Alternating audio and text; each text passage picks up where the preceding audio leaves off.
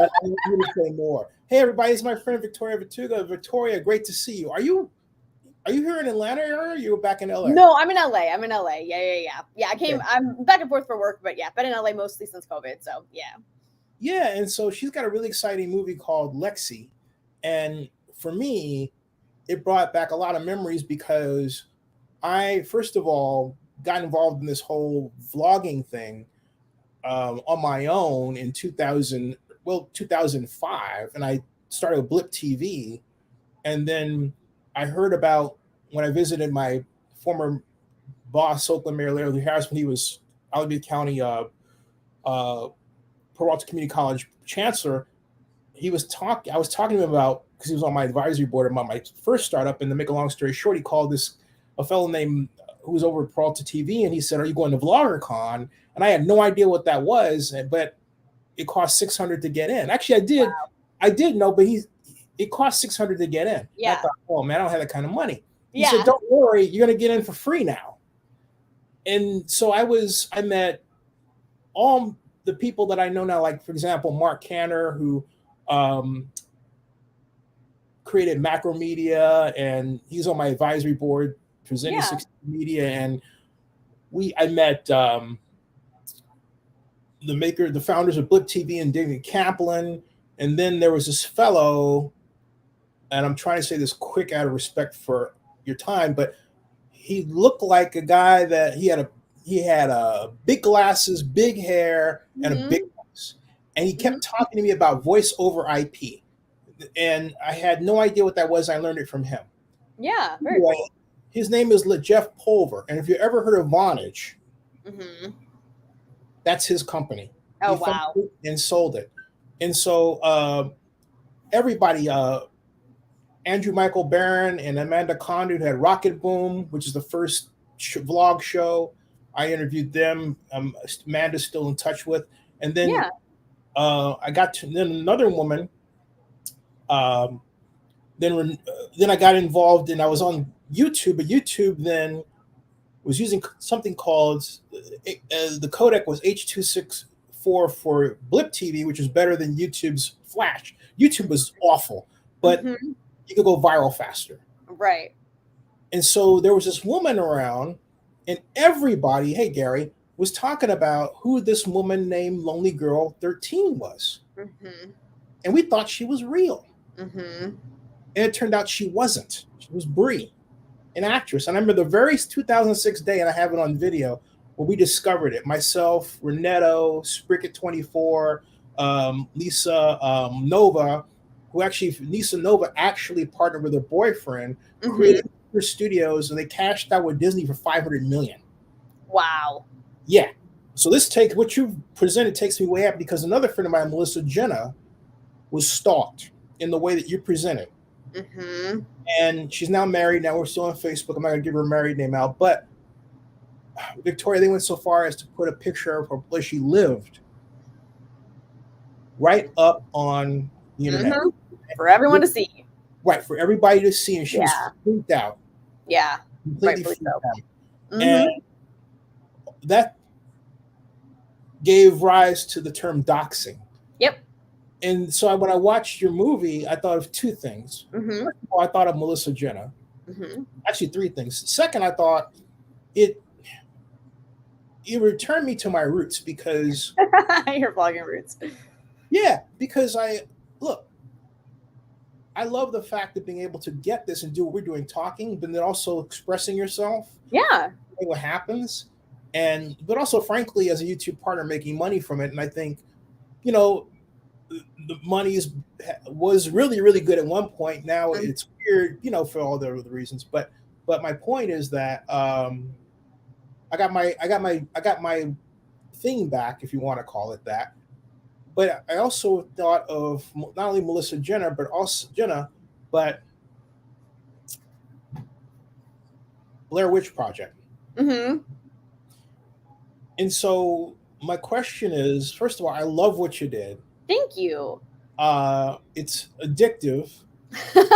Awesome. But it touches right. To me, it's if I can say this, having gotten into this business in 2005 and 2006, and YouTube invited me to be a partner in 2008. That was um, Steve. He was over new. They over the news. Steve, whose name I can't remember, and then Melissa Quigliano. They basically said, "You want to be a YouTube partner?" I said, "Sure." Yeah. And so this takes me back to the days when all this was new. Yeah. And it was fun. But you also, because you were out there, you dared put yourself out there. There are people you didn't quite know, taking your image and doing things. You either cared or you didn't. But for women in particular. Yep. Right? So how did you come on to do this? We were talking about off screen. Yeah. Yeah. So, I mean, it was definitely, it was a project born and inspired by the circumstances of COVID, right? We were looking for something to do because our plans got shot to crap like everybody else's. So we were trying to think of, something we could still write and shoot during that time when everything was shut down. And something we can do where mostly me in my house, right? Like, what do we have available? What can we do? Maybe a few actors where we can film them one at a time. So with that in mind, we were just kind of brainstorming ideas, and I'd always been captivated by this footage of Alyssa Lamb, this tourist who went missing in LA, I believe in 2013, at this famous hotel, the Cecil Hotel. I didn't know about that. Yeah, it's a really famous hotel here in LA with a really kind of sordid history of all kinds of weird things happening there, and like murders and crime and bizarre stuff. So there's actually a Netflix docuseries on it, which came out after we'd already filmed Lexi, but before Lexi was released, which was funny. So there's this famous footage of her in the elevator, and she's acting really strangely, and you're just seeing like elevator security footage, and so you can't see what's on the other side of the elevator doors, but she's kind of like maybe talking to somebody off frame, maybe not. You can't really tell what's going on, and I just found the idea of that and the fact that it's security camera footage really compelling. There's something very inherently like tense about watching security camera footage to me, because you're not sure what's going to happen. You only feel like you're watching it if something is about to happen or has happened, and there's kind of a voyeuristic quality to it. So, oh, by the way, I'm tweeting you out. That's what. Oh yeah, go for it. Tweet away. So with that in mind, I was like, hey, why don't we tell our film incorporating, Ring camera footage, like, because I find that so inherently compelling. And then it just became, okay, who's this girl and why are we seeing this Ring camera footage? Why is she in her house? What's going on? So that it would make sense. So that's kind of the inspiration. And then, making her a vlogger where we can use her own social media posts and her own videos and stuff to kind of flesh out the story and tell us who she is, kind of just made sense. And then again, allowing us to have these experts in the mockumentary format where we can film them one at a time during COVID, and incorporating the little fan videos and hater videos and stuff to just kind of like expand the world made sense to us, and was kind of a very fun challenge because it was so extremely contained and we were so limited by the circumstances of COVID and what we had access to and what we could film. So it was a very interesting project because we had very strict parameters, but then it kind of forces you to be really creative in those parameters and figure out what you can do and what works. So it was a very unique process in terms of the writing it, the filming it, the whole shebang was just like very strange and different than anything I've ever done, but very cool. So that's a very long answer to the inspiration. You said that it would be strange for what you've done, because to me it was very much like any vlogger would do, and that's what was intriguing for me, because I guess you see yourself more as an actress rather than a vlogger, huh? Oh, in real life I'm an actress. Yeah, I'm not a vlogger. No, I mean the character of Lexi is a vlogger, but I'm an actress. Yeah. So, and that's what I find really fascinating, because we were talking about Lonely Girl 13 and Lonely Girl 15, and then Melissa McCloskey is what she did. She was the second Lonely Girl, and I interviewed her in Las Vegas when they had this. It was the precursor to the Streamies. Okay, cool. I'll say this. Yeah. Acting and vlogging intersected. And well, because a lot of them have like a persona, right? Or they have like a whole yeah. Bree was an actress. Yep. And so I think you're onto something, and the reason why I say that is I think this should be more than one film. People keep asking me if there'll be a sequel. We didn't intend for there to be, but I mean, my answer to that is always like, if something interests me, if I find it interesting enough, we could explore doing it. But yeah, I was just interested kind of in, okay, first of all, I'm a true crime junkie. I love true crime stuff, but there is an inherent grossness to it, by its very definition. No, seriously. Yeah, that's true. I didn't think about it, but you're right. By definition, it's exploitative. You're basically taking like a tragedy or a thing that's a terrible event for somebody, or the family of somebody, and making it an entertainment, so there's an inherent kind of grossness to that. So, and again, no judgment. I totally love true crime. So, but I just kind of wanted to touch on that. Like, so with the experts, everybody's written a book about her and her disappearance and their theories. So you have all these people and this whole kind of economy around this tragedy that's happened to this girl. All these people making money off of it, making a career off of it, getting fame off of it, which I find really interesting. So that I kind of wanted to, play up the satire of those elements. So that's all new to you, huh? New to me. What do you mean? What you just said, making money off of it, and that's I mean, that she's making money off this, being a vlogger. And no, I don't mean her. I mean the people after she's disappeared. The people who are, the experts, or the authors, the thought leaders, the the other influencers and stuff, making money off of the tragedy that's happened to her. So kind of the inherent grossness, exploitative nature of people capitalizing off of a tragedy that's happened to somebody. So that kind of aspect of it, and then just the this world we live in where everything is so public and so social, and you want the attention, but you don't want all the attention, right? You don't want every kind of attention, and just that, like, where is that line, and can't, is it reasonable for somebody to expect, if somebody that puts themselves out there and is public and wants to share and wants to be available to their fans and stuff, is it reasonable for them to expect a certain amount of respect, a certain amount of respect for their privacy in other ways and whatever, and just kind of exploring those ideas. And also just the kind of another gross aspect of human nature, the schadenfreude of people who love to just watch somebody spiral, especially young women. We've seen it with tons of celebrities. We've seen it with Britney Spears. We saw, what I mean? We see it with time and time again, where it's the public is like, there's like a lascivious enjoyment of them watching somebody kind of break down in the public eye. So kind of wanted to explore that as well. Hey, so how did you come? God, this reminds me also of, this goes back to 2007, and Pier 39, my friend Beth Schnitzer opened up the facility to all of us vloggers, and we had a vlogger meetup there. And it was part of well, actually, it was associated with the BloggerCon 2, but they came from a number of places in the country. Renato came. There were about 30 vloggers in all, and I didn't know this, but a couple of them had these on YouTube arguments that they took and they brought out into the real world. Interesting. Yeah, and not like fist fights, but they were about race, but in a healthy way. Mm-hmm. And what I'm thinking about is, to me, this movie brings back, for me, and I don't know how you do your marketing, but it brings back the golden age of vlogging. Interesting. Yeah. But with a twist. Because in the movie, there were things that, like, for example, there was this little light that would go around in some of your frames just before something happened. And like, there was one, I don't want to give too much of the movie away, but there was a door that opened, and just before the door opened, this light shone on it and opened, and it shut, and you were running back over there. And I'm like, what the blank is that? Mm-hmm. What was that? What was that supposed to be?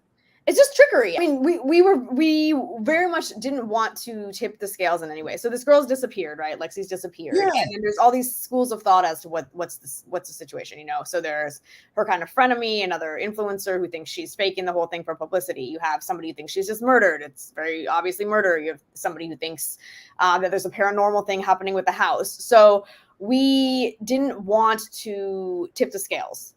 We want to let the audience figure out what they think has happened to her. So because of that, there's a lot of things that this was, like I said, it was a very experimental film in the way that we shot it. So sometimes there were things in the script that, like, when we actually tried to do it, didn't really play, wasn't working. And then I would just come up with ideas and try them, and be like, okay, I like that. But it was very difficult to, like, you always have to be cognizant of, you can't actually show a person, because if we see a person, then okay, there's only one explanation for what's happened to her. So showing things that could be explained by any of the theories effectively was that sweet spot that we wanted to be in. So yeah, trickery and shenanigans. And you produced this, you directed it, and you got it on Tubi. Yeah. How did you, if I can ask, first of all, yes. Thanks. Awesome. Yeah. So we, I mean, it's a weird time for filmmakers these days, right? You have a lot of opportunities available, but it's difficult to make money and there's a lot of competition. So one of the great things today is that you can self-distribute in a much more meaningful way than you ever could before. So we met with some distributors. We had some offers for deals for Lexi. Nothing was really blowing our mind. And we're in a very unique position with this movie because we made it without investors. We made it by ourselves. We made it very low cost during COVID. It was just kind of like a thing we did. Okay, let's do this to be creative during this time and try to be productive. So we had a very low bar, which is amazing because it frees you up to kind of make decisions. So we ultimately decided to just self-distribute because the offers weren't blowing our minds. There's a lot of there's reputable distributors out there. There's also ones that don't pay, and there's a lot of horror stories about very, very many of them where filmmakers don't see a cent of the money, all that kind of stuff. Yeah. So we just self-distributed. So we went through Film Hub. There's a couple aggregators. Film Hub and Bitmax are like the main two. You basically pass quality control, upload the specs and the artwork and the whatever to their system, and then basically streaming services or whatever will select your film. So Tubi will be like, yeah, I want that, and pick it up. And same thing with Amazon, and same thing with a million other ones. So one of the downsides is that you don't know how long it will take to either get picked up, and then also once you get picked up to go live. It can be 2 weeks, it can be 16 weeks. We're still waiting to go live on Amazon. It's been 16 weeks. So we've been picked up, who knows? So it's hard to kind of, you're not going to have like that one clean launch date. Even your like lower and middle tier distributors are having a harder time with that across platforms as well. Setting that one date. We're going to be available everywhere on July 3rd. It's a lot harder. So definitely for self-distribution, you kind of just have to like wing it. Be ready to go as soon as you're picked up. So we got picked up from Tubi, and then now we're live. And we're picked up on a bunch of other platforms as well, just waiting to go live. So TBD could be days or weeks on that. Are you coming to Comic-Con? I'm not coming this year. No, I don't have plans to. I used to work Comic-Con many, many times. I worked it for many years as a model. I was Cortana for Xbox one year. I don't even remember. So many things. But yeah, Comic-Con is a fun time. So yeah. Yeah, I was credentialed for it, but I asked because it seems like the perfect film to be at Comic-Con. Interesting. That's cool. That's cool. That's why I asked, because that. Have you thought about that at all? We didn't. I didn't even think about that until you mentioned it just now. What? That's an interesting observation. Yeah. This would be fantastic for Comic-Con. That's awesome. Yeah. I mean, like I said, unfortunately, we didn't know what our lead time would be. So like I wasn't even sure if it'd be live anywhere yet during Comic-Con. So that is one aspect that it makes it a little harder to plan your stuff. But yeah. Wow. It's like, and so the name of the character, how did you find the name? Because it turned out I actually Googled the real name, Lexi. Oh yeah. Lexi. It's some FBI agent that was. Oh, that's funny. I didn't know. I just pulled it out of my butt. I didn't check her out, but maybe I should have. Sorry if that's. That's a pretty common name, right? There's a million Alexandros. Mancini's a fairly common Italian last name, so I'm sure she's not the only one. I just pulled it up. I like alliteration for a lot of my characters. So a lot of my characters and all my stuff will have alliteration. So we like the idea of her being laughing Lexi and incorporating that laugh into her little like jingle that happens at the beginning of the videos, especially as she starts to kind of spiral. Yeah. Because I have a really like weird dark sense of humor. So I liked the fact that like as she's spiraling, the beginning is still this kind of chipper like happening at the beginning as like the stuff is getting weirder and weirder and darker. I just found that funny. I'm just tickled by it. So yeah. So we just like the laughing Lexi alliteration thing, and I'm Italian, so I made her Italian, Yeah. No great secret to the names.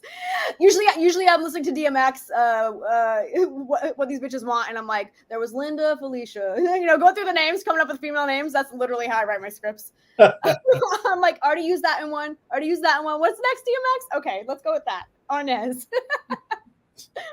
There's a scene where you're outside and you're staring up at the window and this blind is closed and then it opens. Yeah.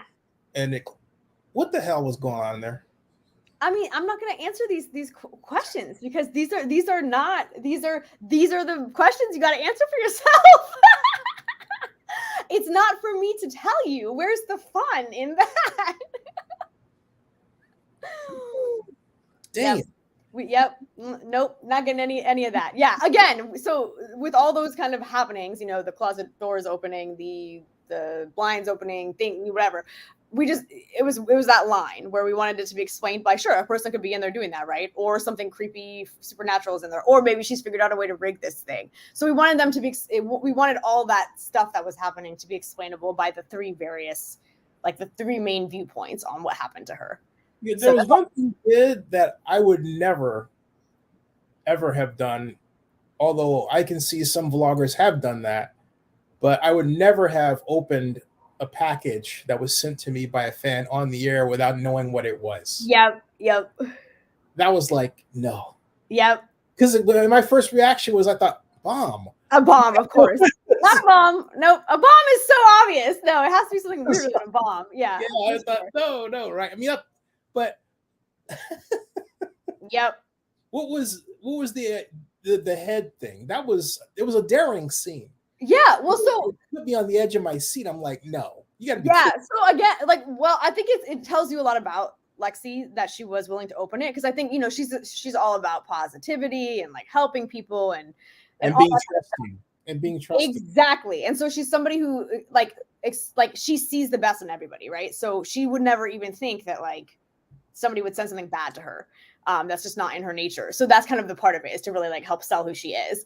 And we just wanted that to be, so like it's like what's moving the story forward in terms of like she moves into this house, like yay, everything's great, and then like weird things start happening, right? So that's one of the first weird things that happen, and she's living alone in this house. So it's one of the first things that makes her think like, ooh, am I safe here? Like I don't feel so great about this thing. And then more and more things keep happening. So it was just kind of the first domino in the stack of dominoes that was going to fall for her.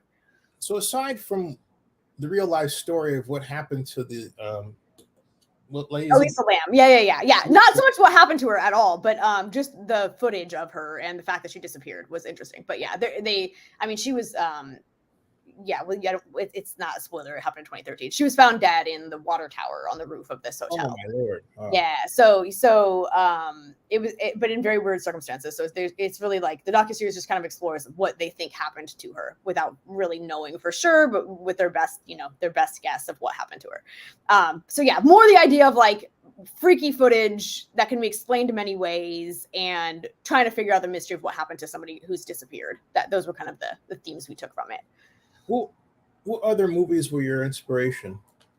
I mean, obviously any kind of, found footage stuff. So we looked at, I can't think of what it's called. Obviously, there's Paranormal Activity. There's Blair Witch. I'm literally blanking on it. It's a really old one. It's not as popular, but it's one of the very first found footage movies. It's about this film director who goes, into the woods to film. I can't remember what he's filming anymore. But anyway, we basically watched a lot of Blair Witch. Wasn't that Blair Witch? It's not Blair Witch. No, it's not Blair Witch. It's earlier than Blair Witch. It's like the last. Oh, it's driving me crazy. It's like the last something or the greatest something. It'll come to me as soon as this podcast is over, guaranteed. Yeah. On the internet, I can search for it real quick. Let's see what. Yeah, if you even like search for like early found footage films. Yeah. Anyway, so basically just kind of looking at found footage films and what, how they're using the footage to tell the story. And then also because we kind of went with the mockumentary format, looking at a lot of actual true crime stuff and a lot of mockumentary things as well to kind of see how they popular found footage movies: Dashcam, Spree, VHS 94, Host, Tantrum, Searching, Haunted Asylum, Dark Web, Into the Storm, The Visit, Blair Witch, of course. Let's see. Skinwalker Ranch, Project Cage Dive, Area 51, Creep 2. Oh, Creep is awesome. Definitely Creep we watched. I've seen that. Wow. As Above, So Below, The Taking of Deborah Logan, Creep, that's Creep 1, supposedly. Pyramid, Europa Report, Exist, Echo, Project X Chronicle, which I found annoying. But although I met Dehane, So Dehane, is it the last horror movie? Unfriended, Bad It's the last horror movie, I think. I think that the was last it. Isn't it? horror is the High Desert, Apollo 13, The Ghost, The Gallows, Devil's Pass. No, that's not it. Did I don't know, man. I'll have to look a at lot it. of them. There's many. I thought, yeah, this one was like a weird, obscure one that wasn't as popular. But well, whatever. Point being, 13 Cloverfield. I love Cloverfield. Yeah, any of the found footage stuff and any actual real true crime things. It's funny. There was, like I said, there were two that came out after we were done with Lexi, which was so funny, that were very similar, kind of like, or just related in some way. The Elisa Lam one on Netflix. Also, it's called American Murder. It's a real true crime docuseries also on Netflix, where she does the same thing that we did for Lexi. They tell the story entirely with this woman who's been murdered. Her social media posts with the footage from her house and the police station body camera footage or whatever, like very similar to what we did with Lexi, but it's an actual serious documentary. So those were funny because they weren't inspiration because we were already done with it by then, but it was cool to see, similar things being done. Hey, let's talk about your cast. Yeah. First of all, there's a guy, older guy, white. He looks really familiar. And he appears as one of like the hater fans areas. He says, Lexi, I forgot what he said, but I looked at that. I've seen that face before. I mean, sure, probably. I don't know who you're talking about, so I don't know. Yeah, we'll show you. We had like 45 people send videos. Oh, wow. So yeah. And then of course the gentleman who's talking about and theorizing what happened to you. Yeah, so we have the three main cast members are Maya Zapata, who plays Camille, like Lexi's friend of me, kind of the other blogger chick, social media influencer girl. There's Susan Louise O'Connor, who plays Alara, who kind of is the paranormal expert, and there's Tommy Hobson, who plays Nate, who's the true. Wasn't Tommy in your other film? They've all been in my other things. Yeah, so that's why, I mean, because again, we shot this during early COVID, like when we were pretty much locked down, no vaccine, no nothing yet. So we wanted to make sure it was people who knew me, were comfortable working with me, that we could trust to be safe in those circumstances. Also that I know are like very good, strong actors so that we can play and have fun. So yeah, everybody in. And then Felicia she's also in Venice. She's the one who plays like the girl who comes and finds her missing, at the very beginning of the film. So yeah, I always work with people as much as possible, people I've worked with before. If I work with somebody and I like them, I'm gonna throw them in as many things as many roles as I have that are right for them, because it's just there's so much stressful about production, right, and making a movie. So the more things that you can not have to worry about, the better. So when somebody's gonna be cool on set, they're going to know their lines. They're going to be prepared. They're going to be fun to play with. They pick direction. Like that just makes your job as a director and producer so much easier. So yeah, you'll see a lot of faces in a lot of the things I do with the same people. I mean, that's true of everybody, right? It's why you'll see Ron Howard works with the same actors. You know what I mean? And everybody does. So what are the next steps beyond Lexi? What's coming up? Yeah. So I mean, like what's coming with you in general, but I mean specifically. Are you going to carry this theme forward with Lexi? What do you mean? Yeah, with Lexi. I mean, with Lexi, we're just putting it out there and letting it live in the world and hope people will watch it. So yeah, we don't really have any plans for Lexi beyond that. The film that we were originally going to shoot in 2020 when COVID happened, we were able to shoot at the end of last year. It's called Coppola's The Wind, a much more like traditional horror feature, less weird than Lexi.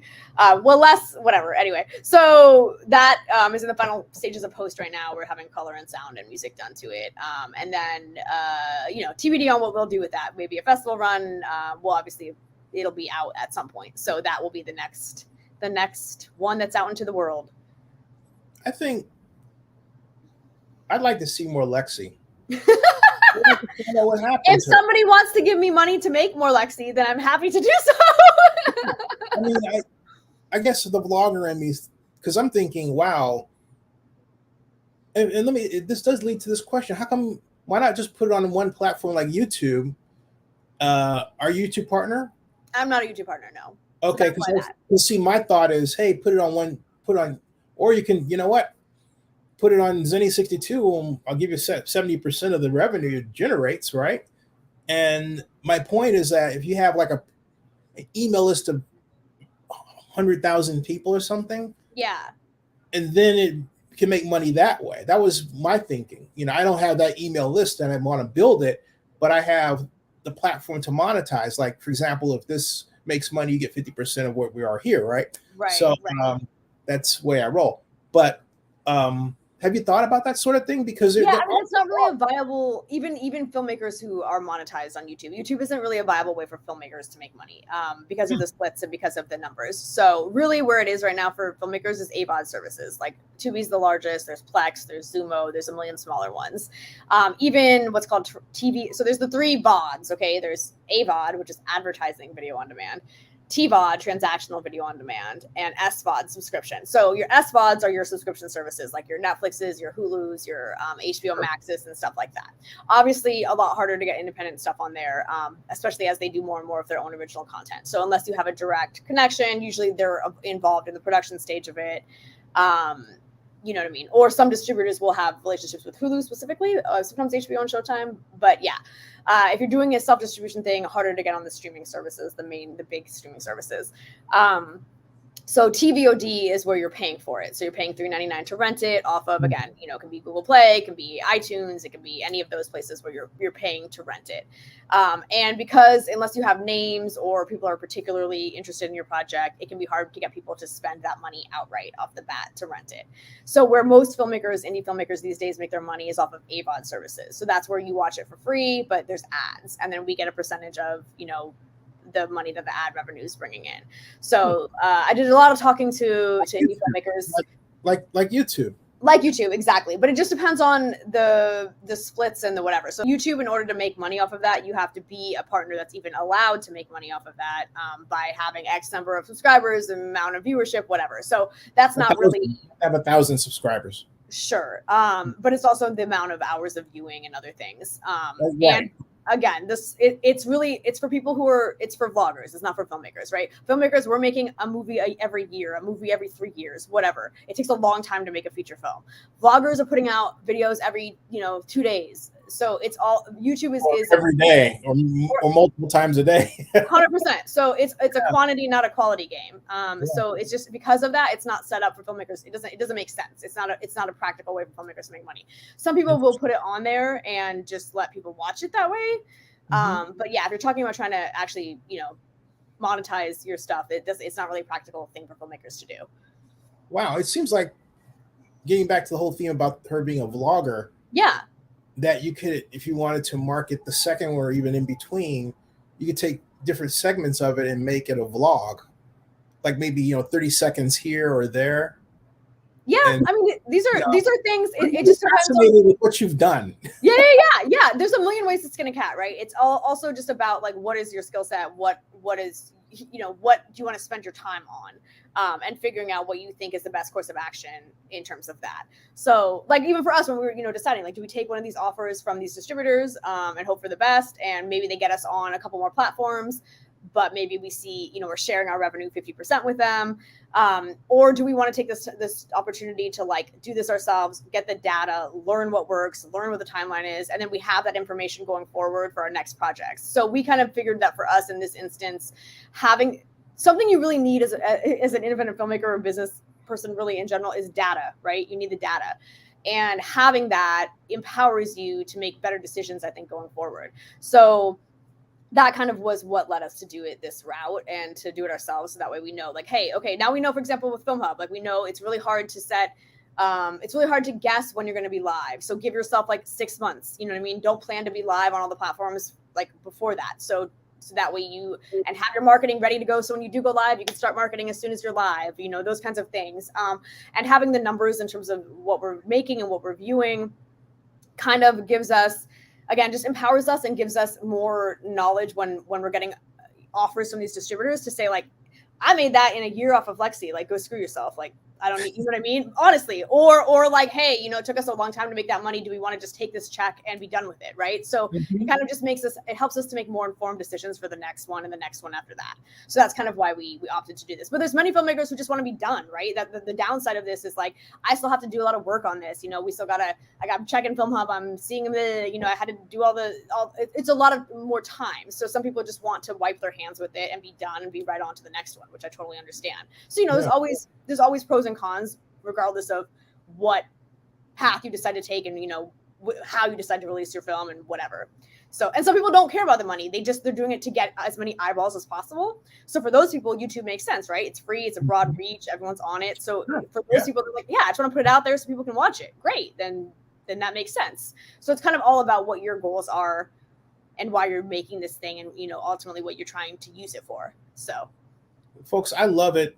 See it on Tubi, Lexi, and I want to have you back to talk some more about it. I'm fascinated. I think there's a whole nother conversation about vlogs. Have you been to VidCon, for example? I haven't. No, I haven't. Yeah, so you started something here. I started something. Yeah. Folks,